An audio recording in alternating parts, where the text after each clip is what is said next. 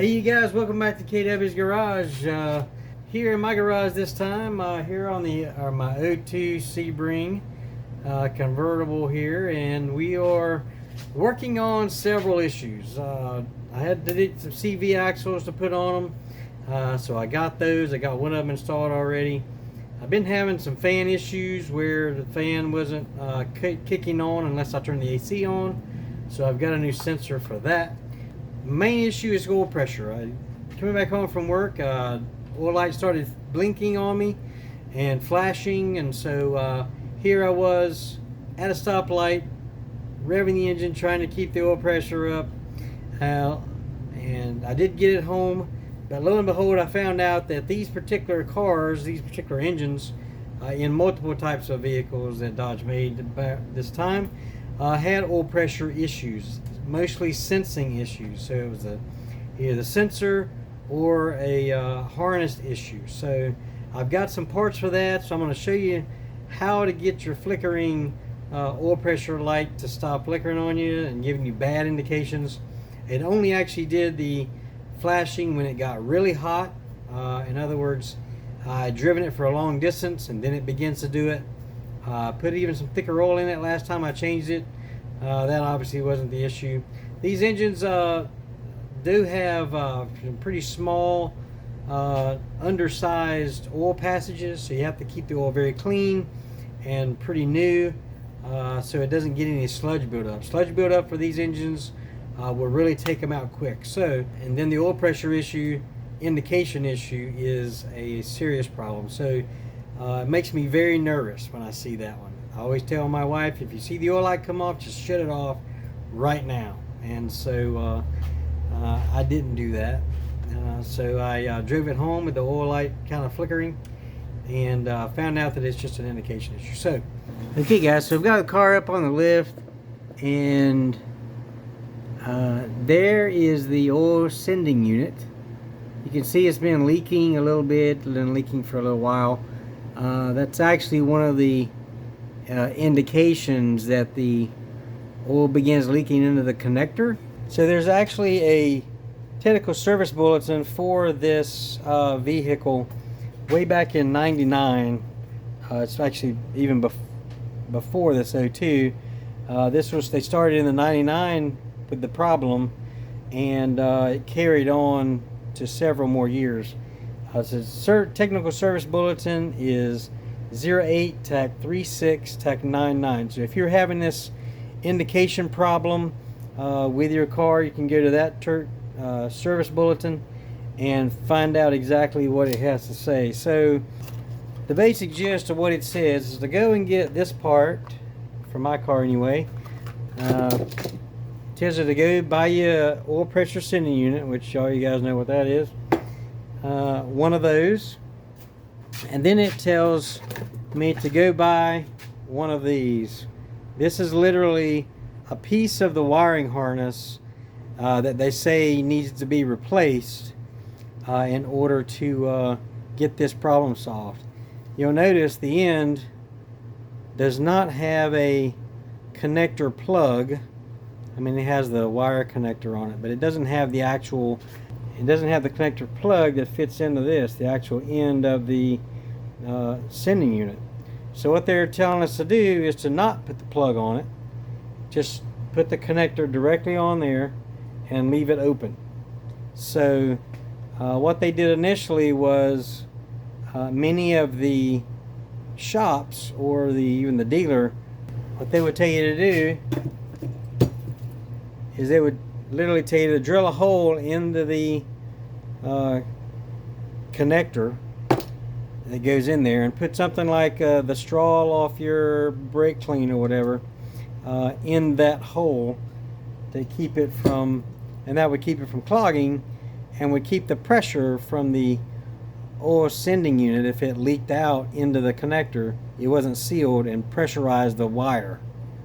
That was what they said the problem was on that service bulletin. But anyway, you can go read it yourself. It's 08 TAC 36 TAC 99 for this type of engine. It is, this particular one is the 2.7. This particular engine is the 2.7 liter double overhead cam engine, and like I say, they had a lot of these types of problems. So anyway, I'm going to show you how to fix it, or at least how they say to fix it, and we'll see if it works. All right, stay tuned. Here's the connector that they're saying to drill a hole in and put a straw or something in so that the pressure doesn't get into the wire and mess up the computer. I never heard of such thing, but I was looking over here, and you see that piece right there?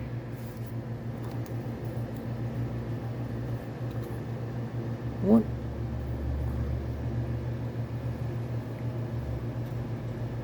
What is that? What is that? Okay. Just some Permatex from the gasket. That's what it is. That was Permatex from the oil pan gasket. It's probably been there forever.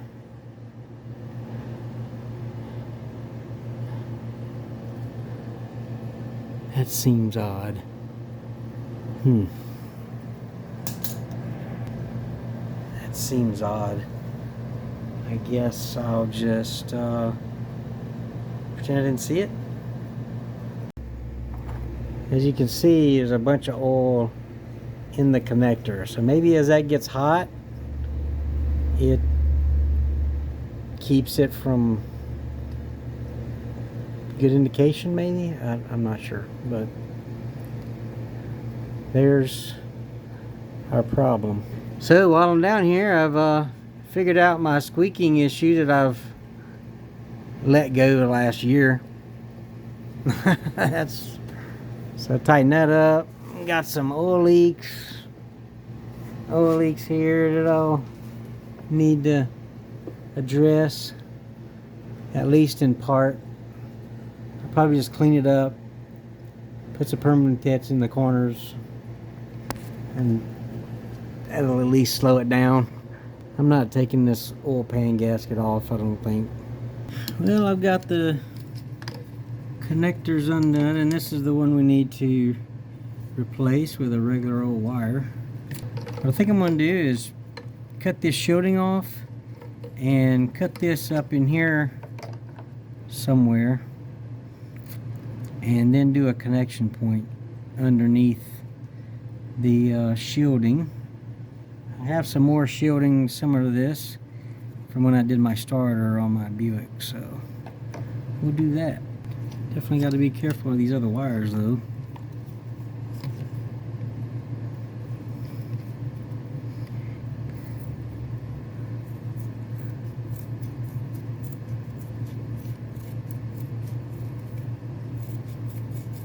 Yep. Should be enough. Put it right there. Put a connection point there, and probably solder it. I don't want to. Probably solder it well so that there's no loose connection. Should I go further? I don't really want to get into the rest of that wiring harness.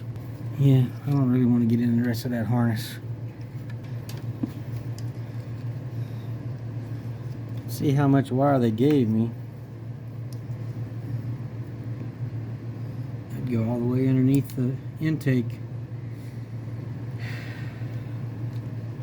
Yeah, I'm not doing all that. There it is.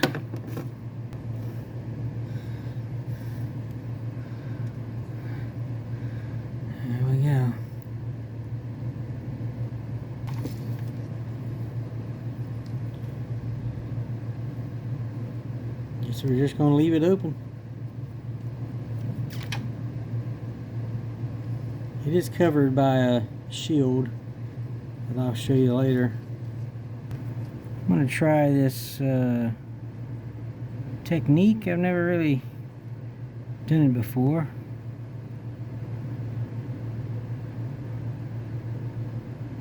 where you wrap the strands around each other.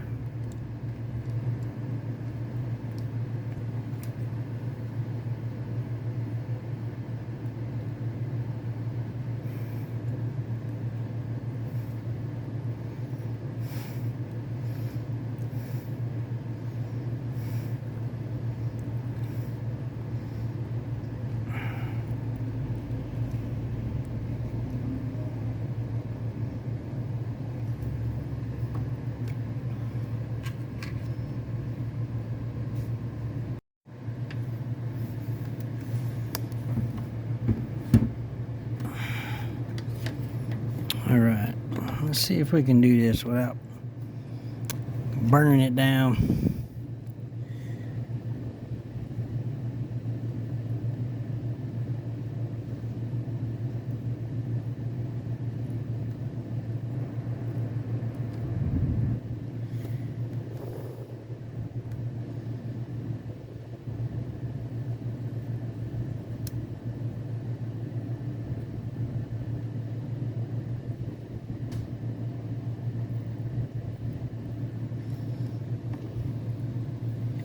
Looks pretty good.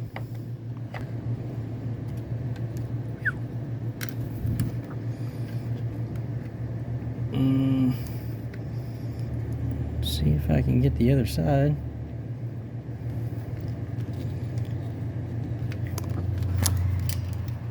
Without messing you guys up.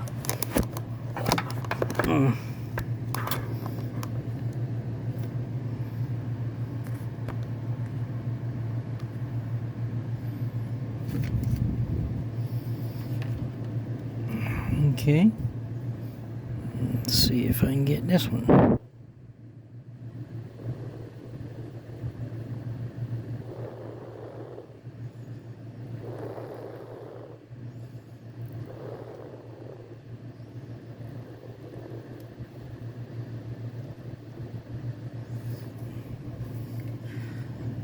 All right.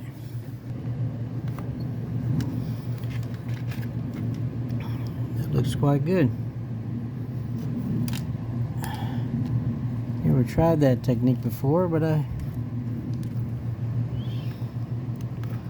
saw it. Yep. Now I think I'll electrical tape it up, put it in the loom, and then get some new foil for it. It's good for a first time. You know what? I'm not sure what I was thinking, but I literally have heat shrink in the cabinet over there. Why didn't I use it? Just too much of a jackleg, I guess. But that looks good. Electrical tape is definitely not heat rated, but it will be underneath some heat wrap, so should not be an issue. Alright, that's two coats of tape. Let's cut the remainder of this off.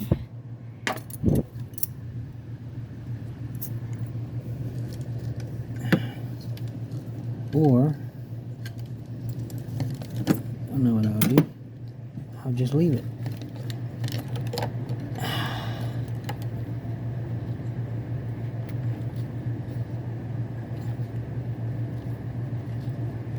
And then wrap the whole thing with some more.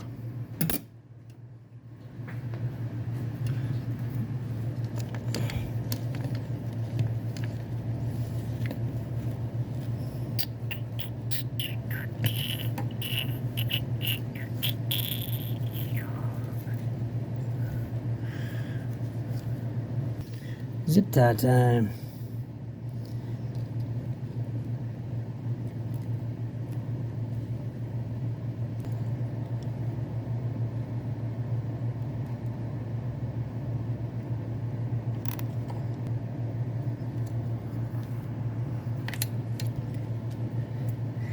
I think that works very well.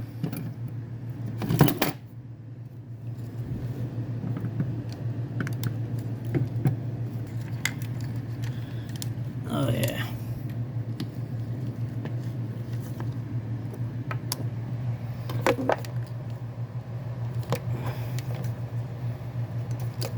That's going to be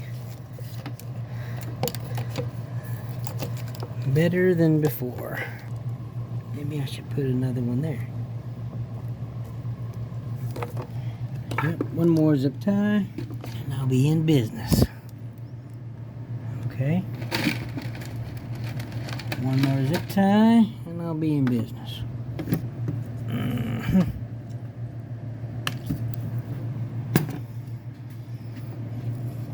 Oh yeah. Definitely in business. If we can get this out of here.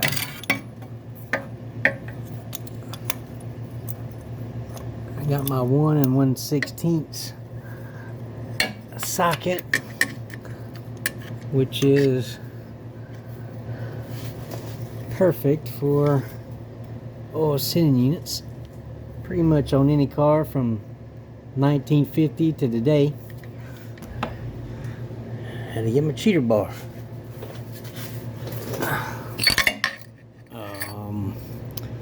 Well, let's try it from there then.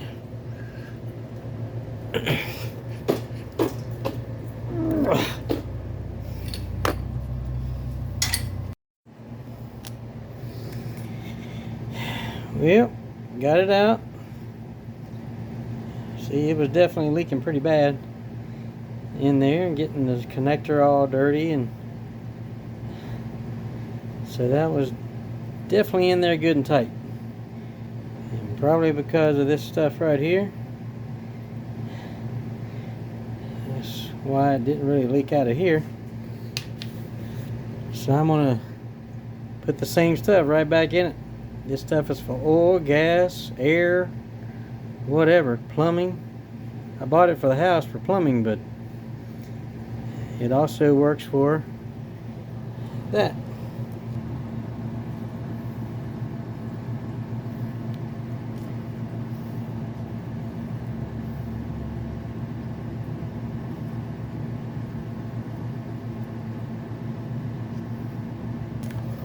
Alright.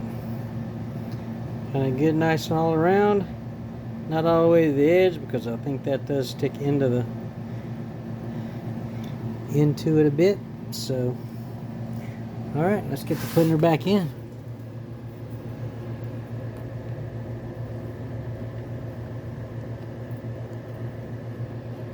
Alright, I would call that good.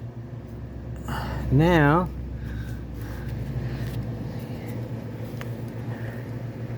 if I can get this wire, it's literally just the wire sticks in the hole, and gotta figure out how to where the wire's at.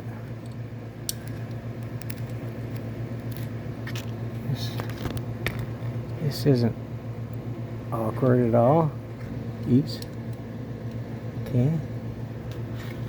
Well, I had it on. Now what I think I'm going to do is put a piece of that heat wrap around it, and zip tie it just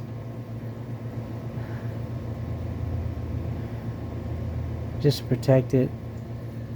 It does have this giant cover that goes over it to protect it from the heat of the catalytic converter and all that, so it may be fine as is, but I think I'm gonna wrap it. Be right back.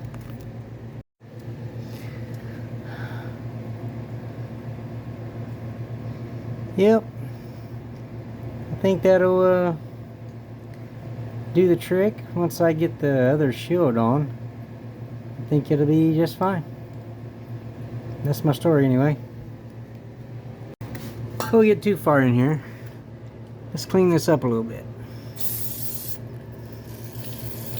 Alright, the aluminum cover's going in, and I think I figured out why they're using 15mm bolts to hold an aluminum cover on. That's where the provisions are for motor mounts for a rear engine car. And so that cover is held on by motor mount bolts, and they are tight. It's alright, let's keep going. So now that I have fixed the indication issue, replaced that, now let's see if that was actually the problem. Now we're gonna see if this was actually the problem. Alright, so let's delicately take this thing apart.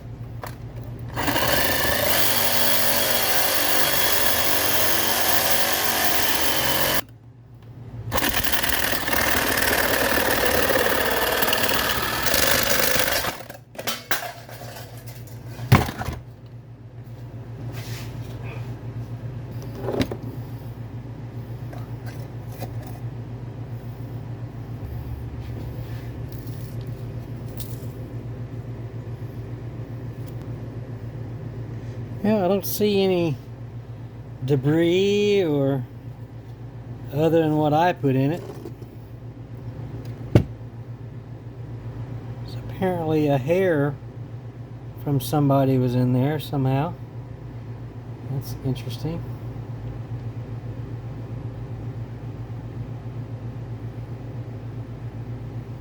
Yeah, doesn't look terrible.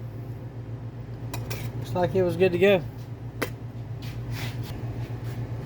Alright, so other than getting oil on my vise and my floor, it didn't show any real signs of any internal damage. I didn't see any metal in between the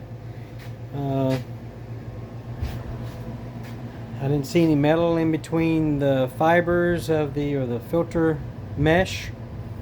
So it looks like we're fine internally, and looks like the indication problem is what it really was. Probably should have checked that first, but probably should have checked that before we did all the other work, I guess.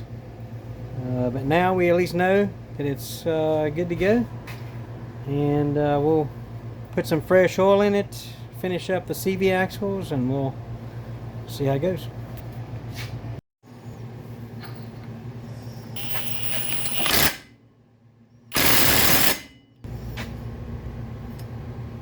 Yep.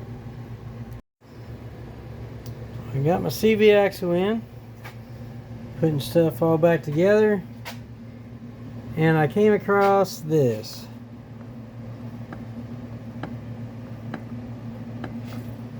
Looks like I need upper ball joints too. The other one's the same way. Just replaced those 5 years ago. Oh well. One more job down.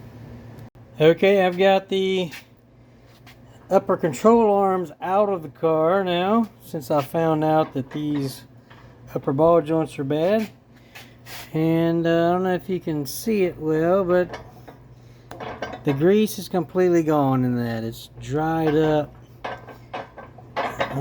I could have swore I replaced these 5 or 6 years ago, but I think that was the lower control arms that I did. And this one is even worse. You can literally see the play in that one. Yeah, that one was completely shot as well.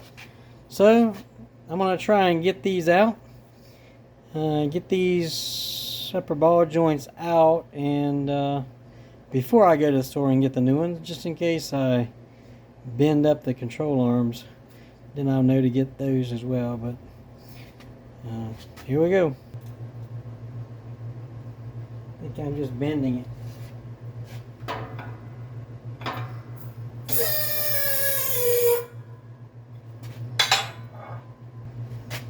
I assume this one is pressed in because there is no actual snap ring. There is one in this one. Let's see if we can get this one out. Now, see if we can save this one. Alright. See if this one will do it.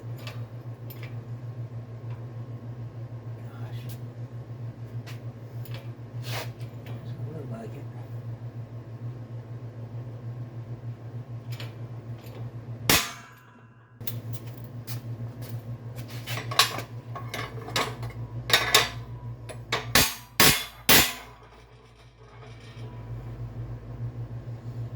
Guess I should have kept going.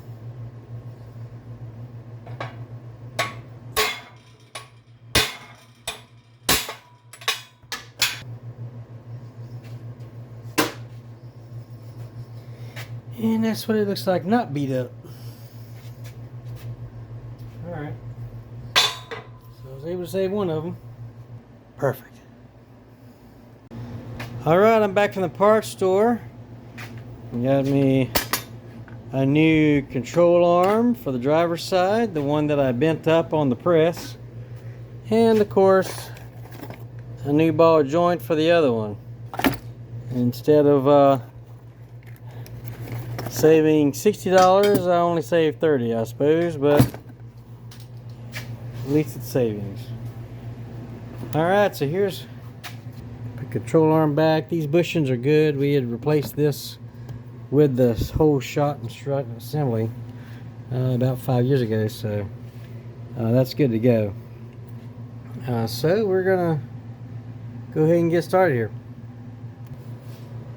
So I learned from last time I did this, I put drop it down so I can get these bolts in, and you do it from this side and not the other side.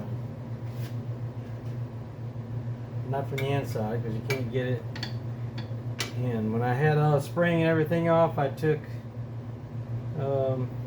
these and put them in the other way. The first time, ended up having to switch them around.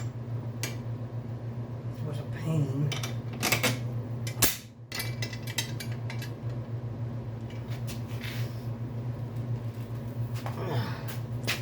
Torqued.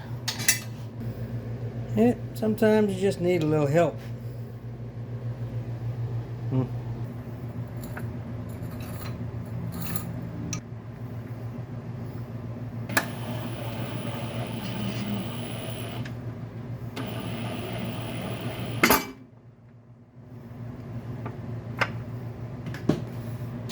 Aligned.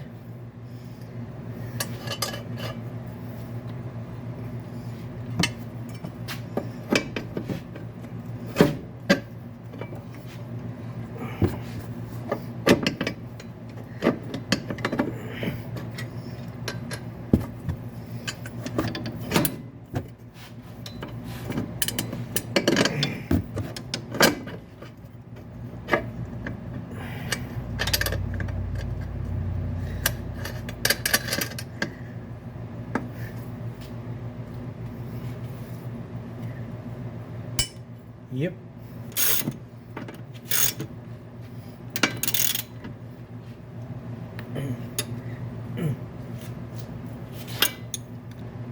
Make sure you apply proper counter torque when doing this. Alright. Now we can put everything back to normal. Literally put the tire on, and I still got to tighten up the nut down here.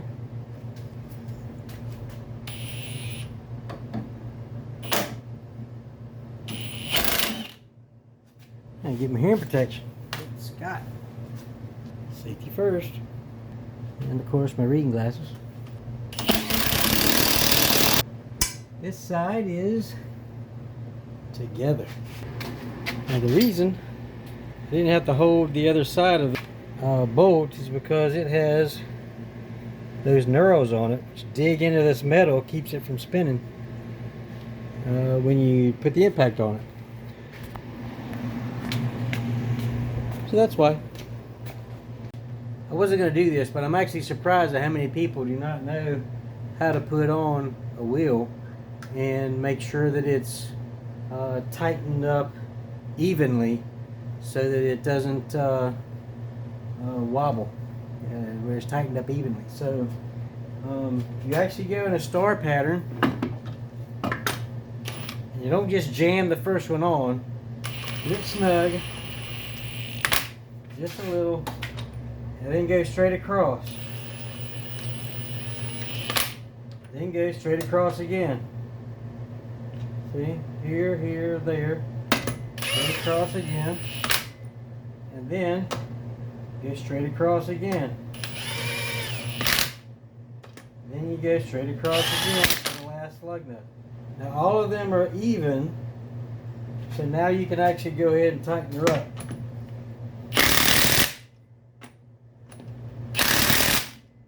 And that's how you do it.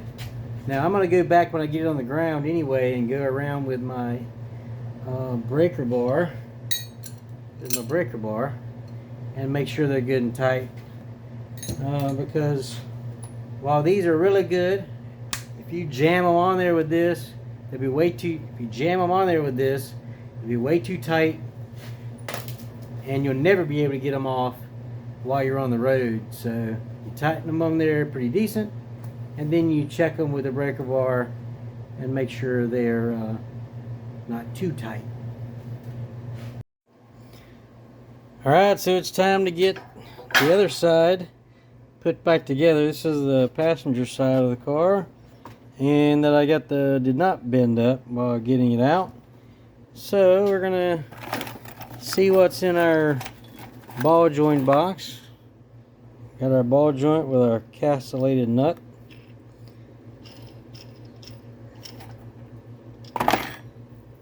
Okay, so it's very similar to the one that came out. It also has a grease fitting, which is nice. Looks as if it already has grease in it, but I am going to put some more in it just in case. So what my thoughts are here, I think I've got this pretty level-ish, and but what happens here is this snap ring goes on the bottom, and that holds it from coming out once we get it pressed in. This is a spring clip, or a spring. It looks almost like your key ring. That goes right here in this groove. Once we get it pressed in, we'll be able to put this on it underneath to hold the boot in place. And here's our grease fitting. Okay. So, see if we can't get this thing pressed in here. Almost looks like I need to take the boot off. Yep, that's what I had to do. Had to slide the boot off so I could get it down. Once I get it pressed in, then we can pull it back up and get the snap ring and all that in. Good deal. I got this axle nut off of out of my kit, and it actually fits perfectly over the large metal part. You don't want to press against this center piece because it's just going to break it. So you do against the outside edges of it, and that should do the trick. I think I just lost my boot. It might be a problem, not sure. Let's see if we can do this thing without bending it up. Not exactly level, which I don't like either. I can lift these up. A piece of wood, maybe? It looks way more level, doesn't it?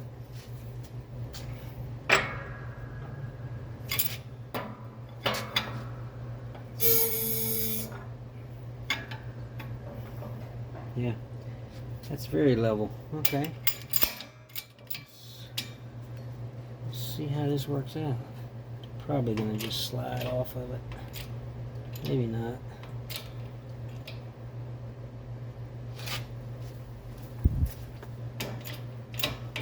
Well, it's going. Uh-oh. Hold up. Looks like it was trying to bend.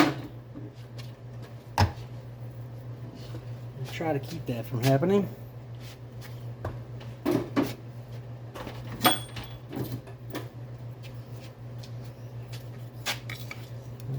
doubt this will work, but you know, whatever.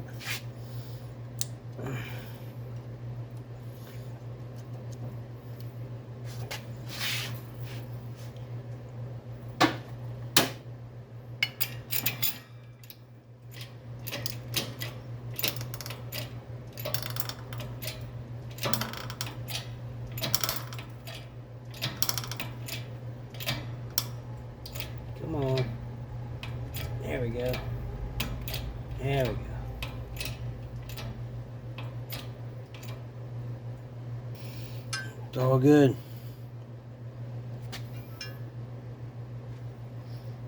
I'm gonna call it good anyway. No debris.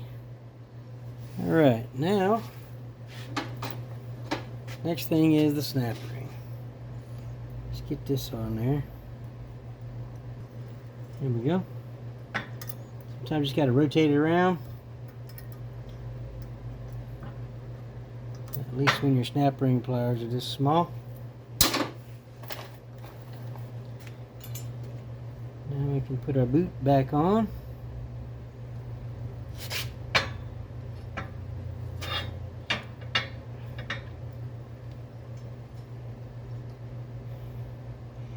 Not sure how to do this keychain thing.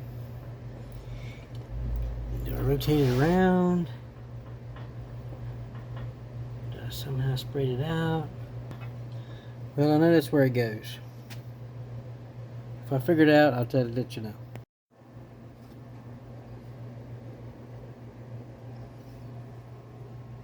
Perfect. Alright, we got this side in. All tightened up. Now, just gotta put some grease in it. There should be a plenty. It already had some grease in it, but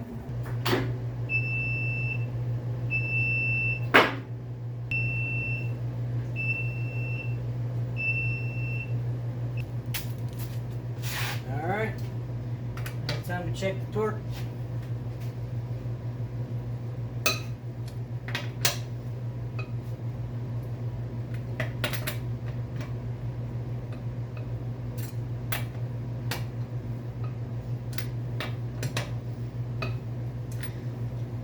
I've always checked it just by my weight on the breaker bar, which has never failed me before. But over the years, the torque spec has gone up. All right, now that we got it down, we're gonna check the transmission fluid.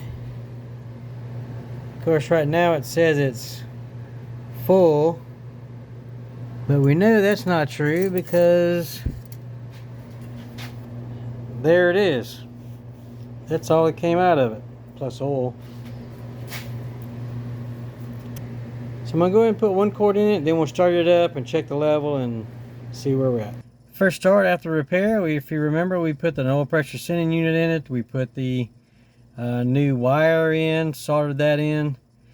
And so now we're going to check and make sure the oil pressure goes off when we start it up. And make sure there's not oil flying everywhere underneath. Here we go.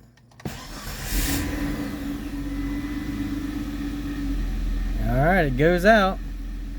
That's a good sign.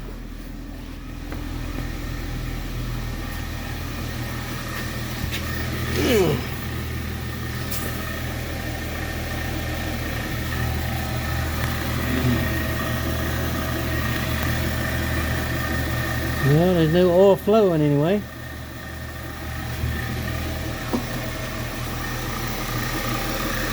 That's an odd noise I don't remember hearing. Oh, I bet I know what it is. I bet I know what that noise is. You hear it?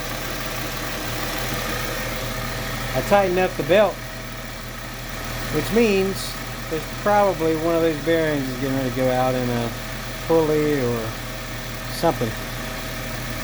So that's the first time the belt's been tight in a very long time. So maybe it'll come around, but we'll see. Let's see if the transmission will. Alright. It'll move back and forth, reverse and start. Let's check the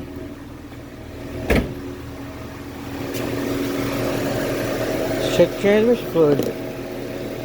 See how much more we got to put in.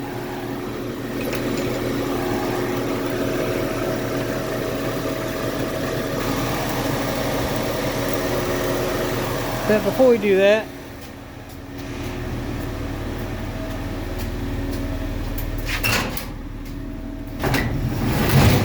maybe we'll open the door.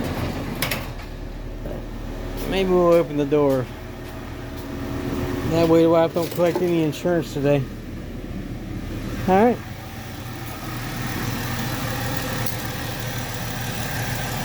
Alright, let's see where we're at.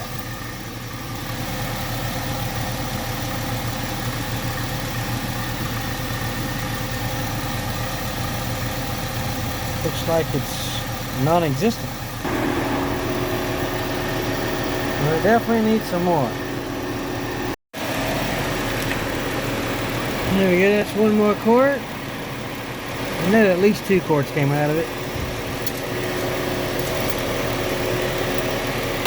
Probably more like 3.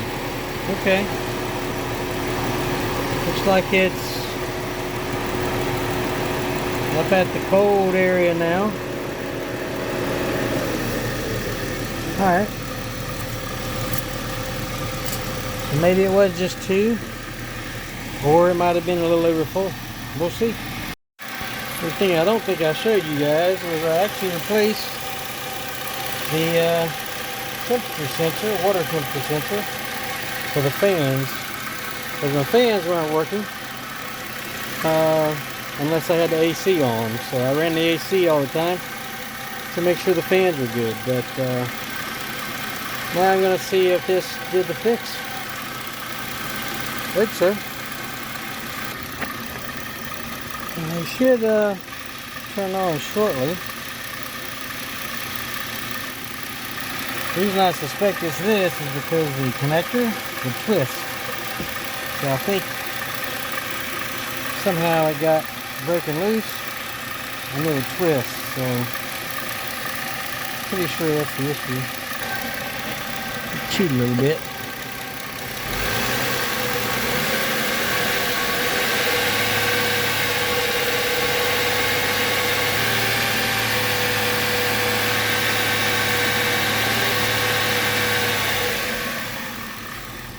Well, it's getting up there. Come on. Come on.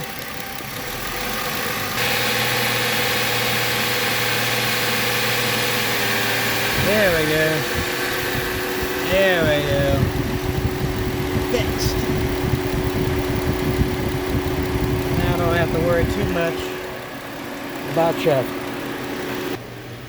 Alright guys, it looks like I got my Sebring back up and running. I'm going to do a real test drive on it tomorrow when I take it to work. So if there's any developments from that, I'll post that. But until then, thank you guys for watching. Hope you guys learned something about that technical service bulletin that from 1999 that was a fix for this.